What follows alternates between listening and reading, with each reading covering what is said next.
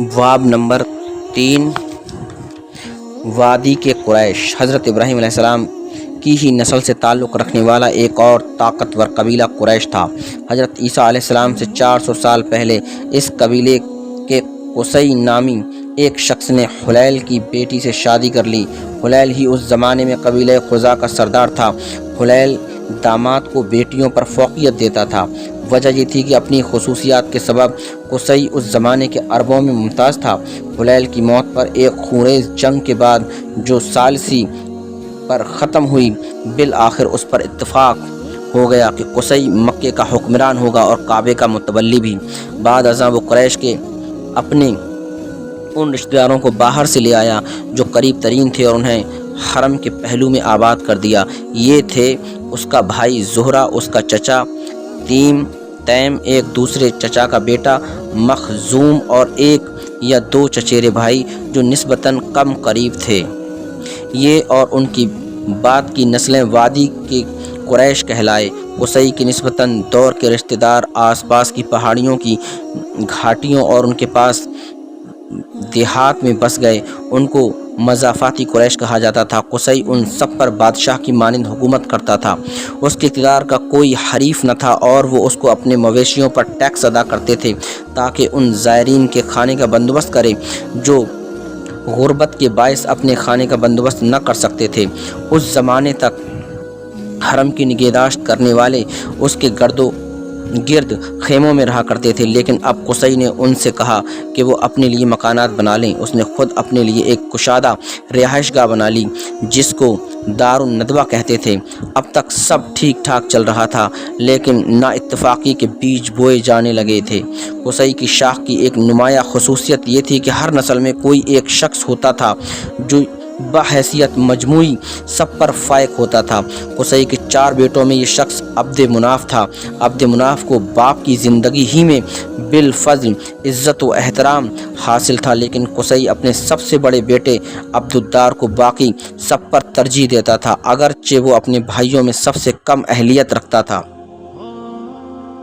اپنی اس جانبداری کے زیر اثر اپنی موت سے کچھ پہلے اس نے عبدالدار سے کہا، فرزند من، اس کے باوجود کہ لوگ دوسروں کی عزت تجھ سے زیادہ کرتے ہیں، میں تجھ کو ان کا ہم پلہ اور حریف بنا دوں گا۔ وہی کعبے میں داخل ہو سکے گا جس کو تو اجازت دے گا۔ صرف تیرا ہاتھ ہوگا جو قریش کے پرچم جنگ کو گرہ لگائے گا۔ یہ اعزاز کسی دوسرے کو حاصل نہ ہوگا۔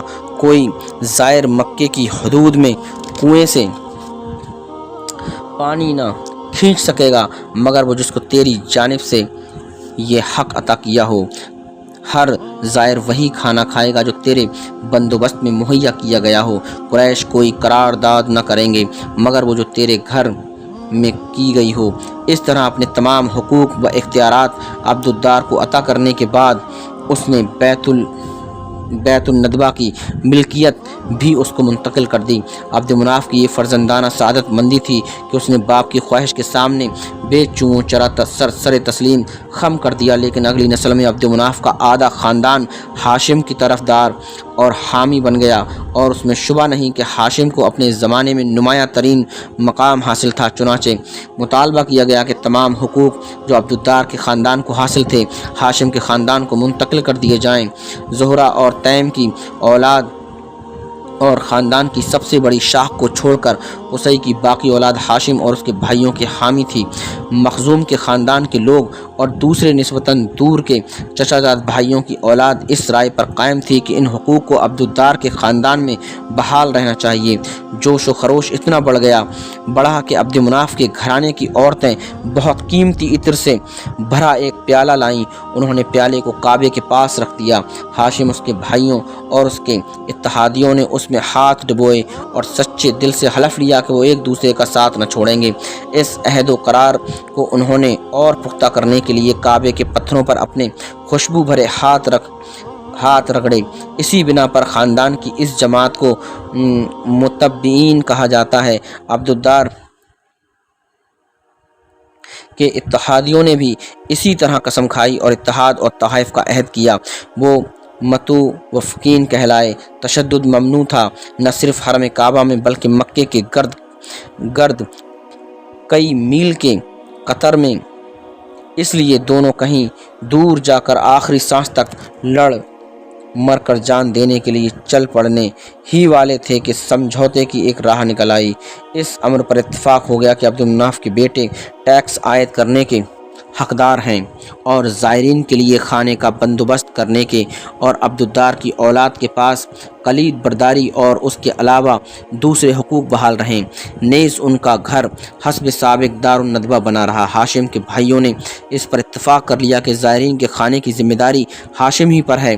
حج کا وقت آتا تو وہ دار الندوہ میں کھڑے ہو کر اعلان کرتا، اے اہل قریش، تم ہمسائے خدا ہو، اس کے گھر والے ہو، تمہارے یہاں اس کے گھر کے زائرین آئے ہیں، یہ خدا کے مہمان ہیں، اس کے مہمانوں سے بڑھ کر تمہاری دریا دلی کا حقدار کون ہو سکتا ہے؟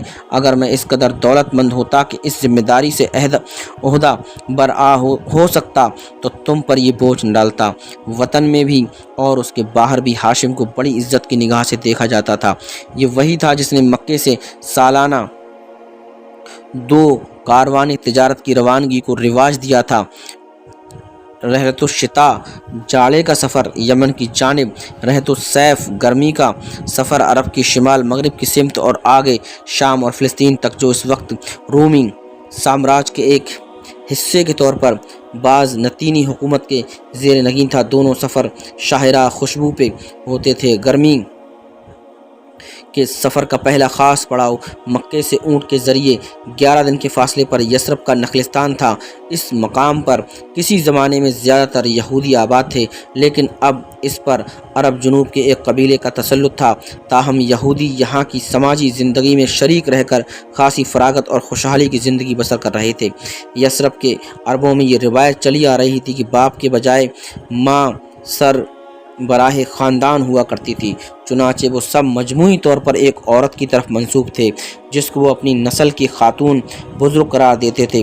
وہ قائلہ کی اولاد کہلاتے تھے، لیکن اب قائلہ ہی کے 2 بیٹوں اوس اور خزرت کے نام پر 2 خاندانوں میں بٹ گئے تھے۔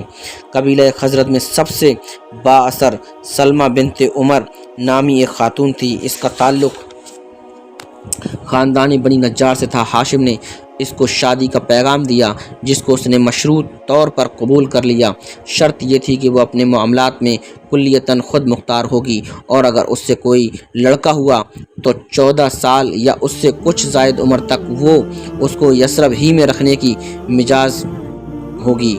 ہاشم کو ان شرائط سے اختلاف نہ تھا۔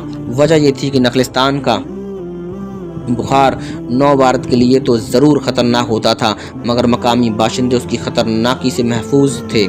وہاں کی آب و ہوا مکے کے مقابلے میں صحت بخش تھی۔ مزید یہ کہ وہ اکثر و بیشتر تجارتی اغراض کے لیے شام کا سفر کیا کرتا تھا۔ آمد و رفت کے دوران ادھر ادھر جاتے ہوئے اور واپس ہوتے ہوئے وہ سلمہ اور اپنے بیٹے کے ساتھ قیام کرتا، لیکن عمر دراز ہاشم کے لیے مقدس نہ تھی۔ ایک سفر کے دوران وہ فلسطین میں غزوے کے مقام پر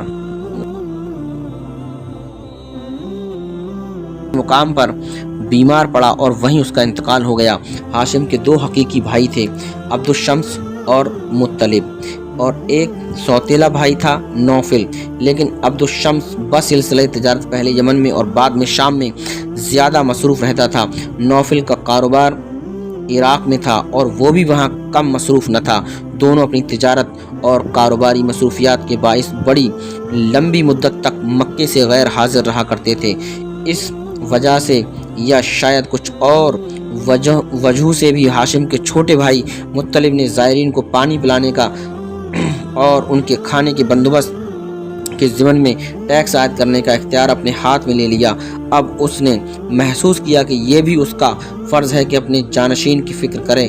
سلمہ کے علاوہ بیویوں سے ہاشم کے 3 بیٹے پہلے سے تھے، لیکن جو کچھ مشہور تھا اگر وہ سچ تھا تو ان میں سے کوئی اور خود مطلب کے بیٹوں میں سے کوئی سلمہ کے بیٹے کا ہم پلہ نہ ہو سکتا تھا۔ اپنی کمزوری کے باوجود شیبہ میں سلمہ نے اسی کا یہی نام رکھا تھا۔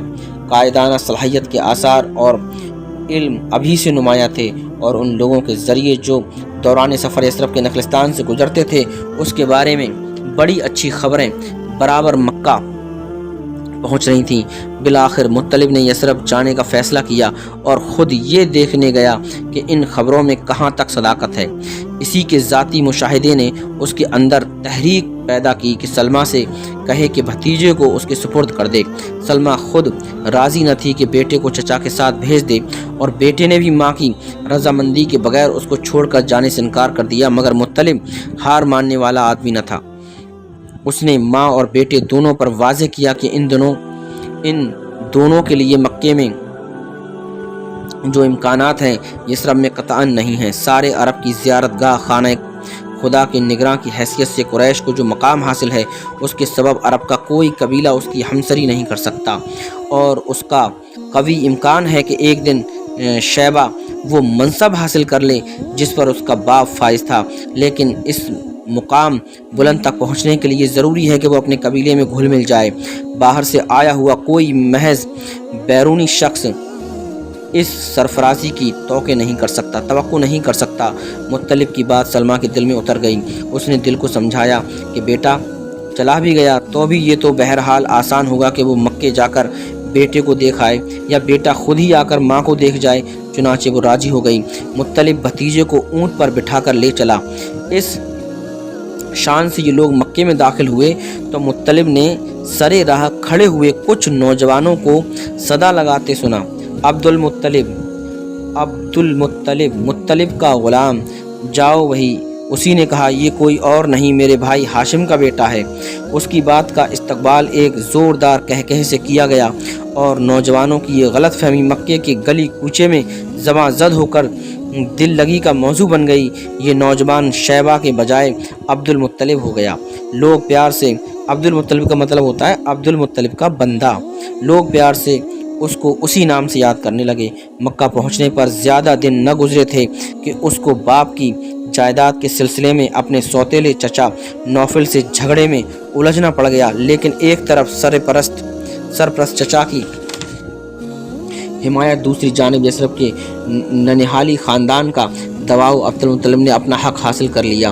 उसने उन तवक्कुआत को भी गलत न साबित होने दिया जो आसार व इलाइम की बिना पर उसकी ज़ात से कायम की गई थी। चुनाचे कई साल बाद जब मुत्तलिब का इंतकाल हुआ और ज़ायरीन को पानी पिलाने और खाना खिलाने की भारी जिम्मेदारी उसके सुपुर्द आ पड़ी तो जानशीनी के सवाल पर किसी ने भतीजे की सलाहियत व अहलियत को मुतनाज़ा